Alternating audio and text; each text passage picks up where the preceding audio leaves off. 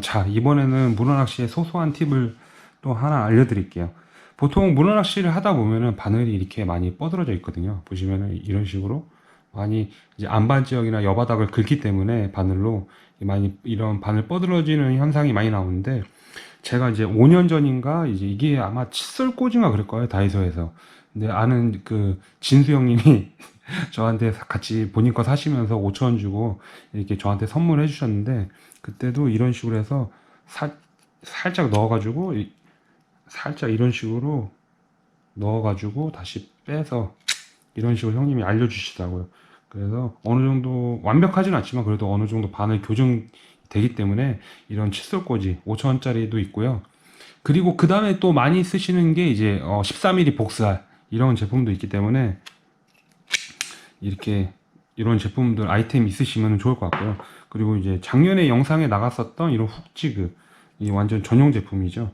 이런 식으로도 이렇게 사용을 하시면은 이런 제품들도 있으니까는 14mm 복살 아니면 칫솔꽂이 아니면 훅지그 이런 제품들을 갖고 계시면은 조금 더 빠른 문어 낚시가 가능하니까요. 문어 낚시에서 바늘이 상당히 중요하거든요. 바늘이 뻗어져 있으면은 나중에 이제 좀 큰, 뭐 800g 이상, 1kg 이상 되는 큰 문어를 랜딩 중에 빠지거나 아니면 이제 드롭봉 혹은 이제 수면 위로 다 올라왔을 때 발버둥을 치게 되면은 빠지는 현상이 종종 있거든요. 그렇기 때문에 쭈꾸미, 문어, 갑오징어 낚시에서는 애기 바늘 관리가 상당히 중요합니다. 짬짬이 이제 바늘 상태의 컨디션을 항상 체크를 해주시는 게 좋습니다. 이번에 말씀드릴 거는 이제 문어 스커트입니다. 스커트 같은 경우는 이제 뭐 스커트를 주력으로 쓰시는 분들도 계실 거고요. 저 같은 경우는 이렇게 주력으로 쓰지는 않거든요. 근데 다만 스커트가 먹히는 날은 반드시 있다, 그렇게 생각을 하거든요. 그렇기 때문에 이제 활성도가 좋고 그리고 물이 맑고 그리고 이제 스커트를 사용하시는 분들의 조화가 잡는 마리스 템포가 좀 빠른 날은, 저도 그런 날은 이제 눈치껏 스커트를 다는데, 스커트 다는 요령이 좀 팁이 하나 있거든요. 그렇기 때문에 그거를 하나 알려드릴게요. 스커트 같은 경우는 이제 직접 만들어서 쓰셔도 되고요. 핀도레를 이용해서 라면 봉지를 잘라가지고 만들어 쓰셔도 되고, 요거는 이제 제가 나중에 쓰려고 이게 사놓은 건데 한번 요거를 가지고 한번 보여드릴게요. 자, 일단 스커트를 하나 꺼냈는데요. 이렇게 스커트를 꺼내시면은 이제 손으로 이렇게 비벼주십니다. 넓게, 풍성하게. 이게 라인을 반을 잡으시고요. 이런 식으로 해서 구멍에 넣고 이 상태에서 채비 이 스커트만 빼주시면 돼요. 그러면은 이렇게 당겨 주시면은 이런 식으로 약식에 매듭이 되거든요. 그럼 이게 방법이 좋은 이유가 뭐냐면요, 이런 식으로 내가 단차를 조절할 수 있다는 거예요, 여러분. 이런 식으로 보시죠. 지금 여기 애기 3개 달고, 그 다음에 여기를 활성도가 좋을 때는 단차를 좀 높게, 최대 30cm까지 이런 식으로 이런 식으로 위로 쭉 당기셔가지고 이렇게 본인이 스스로 이 단차를 조절을 할 수가 있어요.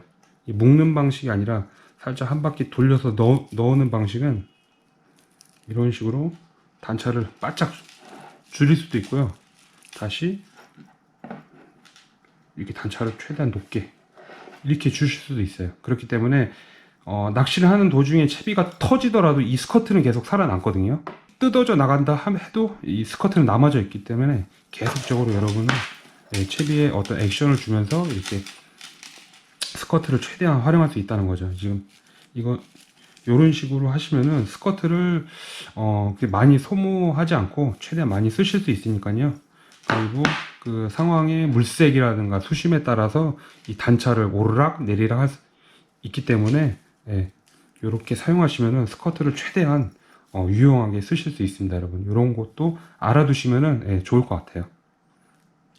이런 식으로 반을 접고 이런 식으로 구멍 안에 넣은 다음에 이 상태에서 이런 식으로 돌려 빼시면은 이런 식으로 이렇게 되거든요. 이번에는 어떻게 보면 가장 중요할 수도 있겠는데요. 일단은 액션법입니다. 액션법. 예. 문어 낚시 액션법. 뭐 쭈꾸미 낚시하고도 이제 갑오징어 낚시에서도 이 액션을 많이 쓰는데, 이 액션에서 가장 중요한 거는 뽕돌입니다. 뽕돌. 뽕돌을 눕혔다 세웠다, 눕혔다 세웠다, 이런 식으로. 그럼 조리 위에서 애들은 어느 정도 뜨거든요. 바닥에서 뜨기 때문에 뽕돌을 세웠다 눕혔다, 이런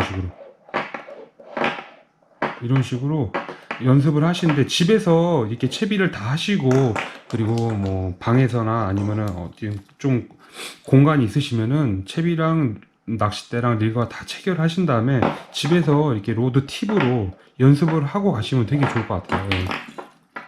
애기 3마리가 이런 식으로 최대한 유용하게끔, 이런 식으로 플라스틱 루어가, 하드베이트가 이제 이게 이런 식으로 살아있게끔 계속 이제 어떤 액션을 만들어 주는 거죠.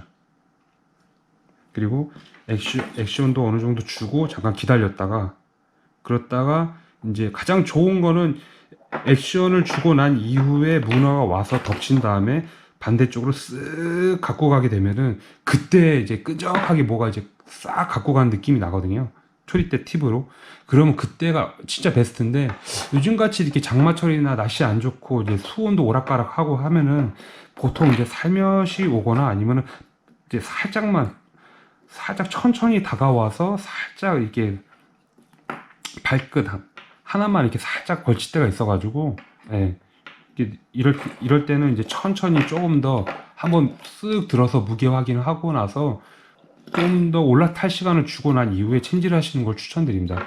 살짝만 끈적하다고 해서 바로 채면은 거의 이렇게 살짝 걸려서 나중에 빠지거든요. 그렇기 때문에 이렇게 날씨가 안 좋고 장마철이나 아니면 비가 많이 오고 이럴 때는 조금 더 한 번 더 쓱 해서 무게 확인한 다음에 한 번 더 다시 내려줬다가 다시 한 번 더 기다려줬다가 챔질하는 걸 추천드립니다. 너무 빠른 템포로 후킹을 하다 보면은 이게 빠지는 경우가 상당히 많습니다. 날씨가 안 좋을 때 특히. 그렇기 때문에 기본적인 문어 액션은 이제 뽕돌만 주요하게 보시면 될 것 같아요. 뽕돌을 눕혔다 세웠다, 눕혔다 세웠다, 이런 식으로.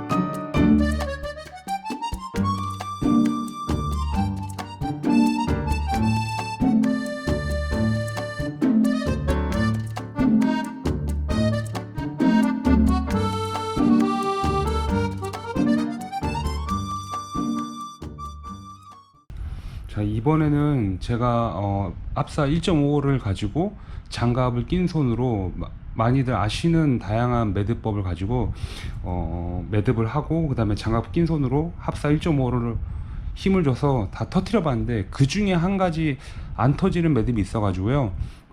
기존 쓰시는 뭐 합사가 2호든 뭐 2.5, 3호, 뭐 4호 이렇게 쓰실 텐데, 이 라인이 갖고 있는 강도를 최대한 끄집어내서 되게 강도 높게 쓸 수 있는 매듭이 하나 있어서 그거 하나 설명해 드리고 마무리 하도록 하겠습니다.